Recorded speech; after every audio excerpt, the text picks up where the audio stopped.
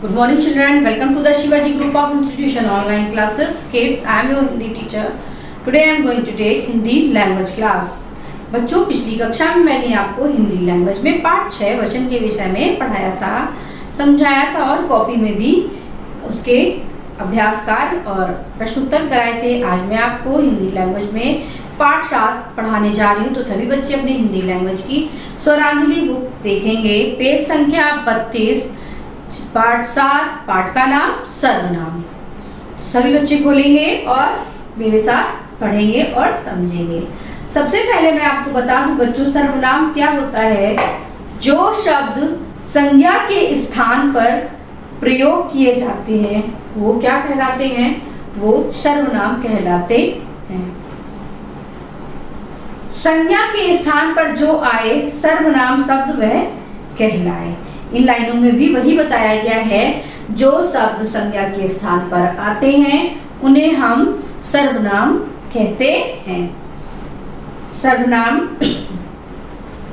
दशरथ अयोध्या के राजा थे। वे अपने सैनिकों को लेकर शिकार करने गए। उनके मंत्री भी गए।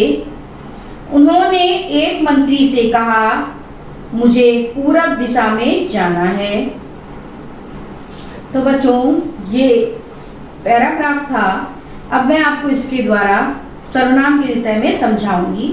प्रथम वाक्य में दशरथ तथा अन्य वाक्यों में दशरथ के स्थान पर क्या क्या प्रयोग किया? दशरथ क्या है? संज्ञा है, किसी व्यक्ति का नाम है। अब दशरथ के स्थान पर क्या क्या प्रयोग किया गया? वह, अपने, उनके, उन्होंने, मुझे आदि शब्दों का प्रयोग हुआ है। ये सभी सर्वनाम शब्द हैं। ये सभी क्या हैं? सर्वनाम शब्द हैं। देखिए, मैं एक बार फिर से समझाती हूँ। दशरथ अयोध्या के राजा थे। वे किसके लिए प्रयोग किया गया? वे दशरथ के लिए प्रयोग किया गया। दशरथ के स्थान पर हमने यहाँ पे क्या लिखा? वे। तो क्या हो गया? संज्ञा के स्थान पर क्या आया? वे क्या है? सर्वनाम। अपने सैनिकों को लेकर शिकार करने गए। वे, अपने भी क्या है? सर्वनाम है। दशरथ। उनके मंत्री भी गए। उनके किनके? दशरथ के मंत्री। तो दशरथ की जगह क्या यहाँ पे आया? उनके। तो ये भी सर्वनाम है। उन्होंने एक मंत्री से कहा। किन्होंने? दशरथ ने। तो उन्होंने किसके लिए आया? दशरथ के लिए आया। तो दशरथ के स्थान पर यहाँ क्या यूज किया गया? उन्होंने। तो उन्होंने क्या है? सर्वनाम है। मुझे पूरब दिशा में जाना है। मुझे किसकी जगह पे फिर आया? यहाँ दशरथ। दशरथ ने क्या बोला? मुझे। तो उन्होंने अपना नाम न लेते हुए क्या प्रयोग किया यहाँ पर? मुझे। मुझे क्या है? सर्वनाम। पूरब दिशा में जाना है। तो इस तरह संज्ञा के स्थान पर जो शब्द आते हैं वे क्या कहलाते हैं? सर्वनाम कहलाते हैं। सर्वनाम की परिभाषा दी है बच्चों। जिन शब्दों को संज्ञा के स्थान पर प्रयोग किया जाता है उन्हें सर्वनाम कहते हैं। क्या है सर्वनाम की परिभाषा? जिन शब्दों को संज्ञा के स्थान पर प्रयोग किया जाता है उन्हें सर्वनाम कहते हैं। जैसे मैं, तुम, हम, उसने, मेरा, कौन आदि। ये क्या है? सर्वनाम शब्द हैं। अभी मैंने आपको एक वाक्य पढ़ाकर बताया भी कि सर्वनाम का प्रयोग कैसे किया जाता है। संज्ञा के स्थान पर जो शब्द आए वो क्या है? सर्वनाम कहलाते हैं। अब आते हैं सर्वनाम के भेद की तरफ। सर्वनाम के कितने भेद होते हैं बच्चों? सर्वनाम के 5 भेद होते हैं। सर्वनाम के कितने भेद होते हैं? सर्वनाम के 5 भेद होते हैं। कौन कौन से? पुरुषवाचक सर्वनाम, निश्चयवाचक सर्वनाम, अनिश्चयवाचक सर्वनाम, प्रश्नवाचक सर्वनाम और संबंधवाचक सर्वनाम। इनके विषय में डीपली आपको अगली कक्षा में पढ़ाया जाएगा। आपकी जो क्लास 3 होगी उसमें आपको पढ़ाया जाएगा। अभी आपको केवल भेदों के नाम ही जानने हैं, इन्हें आपको याद करना है। सर्वनाम के कितने भेद होते हैं? सर्वनाम के 5 भेद होते हैं। पुरुषवाचक सर्वनाम, इसमें क्या आता है? पुरुषवाचक सर्वनाम में मैं, तुम, वह। क्या आता है? मैं, तुम और वह। फिर है निश्चयवाचक सर्वनाम। निश्चयवाचक सर्वनाम में क्या आता है? यह और वह। फिर आता है अनिश्चयवाचक सर्वनाम, उसमें क्या आता है? कोई, कुछ।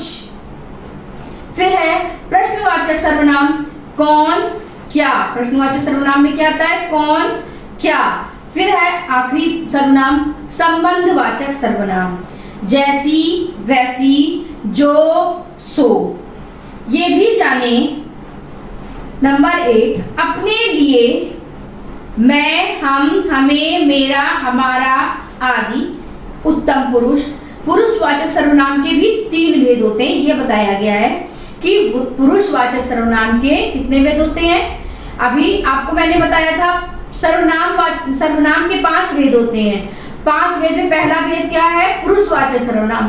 पुरुषवाचक सर्वनाम के भी 3 भेद होते हैं। पहला अपने लिए, मैं, हम, हमें, मेरा, हमारा आदि, उत्तम पुरुष। दूसरा सुनने वाले के लिए, आप, तुम, आपको, तुम्हारा आदि, मध्यम पुरुष। तीसरा अन्य व्यक्ति के लिए, वह, उसको, वे, उनका आदि, प्रथम पुरुष। ये भी जाने वचन के अनुसार सर्वनाम शब्दों के रूप बदल जाते हैं। वचन के अनुसार मतलब वचन में मतलब पता है ना आपको, एक वचन और बहुवचन के अनुसार सर्वनाम के रूप भी बदल जाते हैं। जैसे मैं, तो मैं का बहुवचन क्या हो जाएगा? हम। वह का क्या हो जाएगा बहुवचन? वे। यह का बहुवचन क्या हो जाएगा?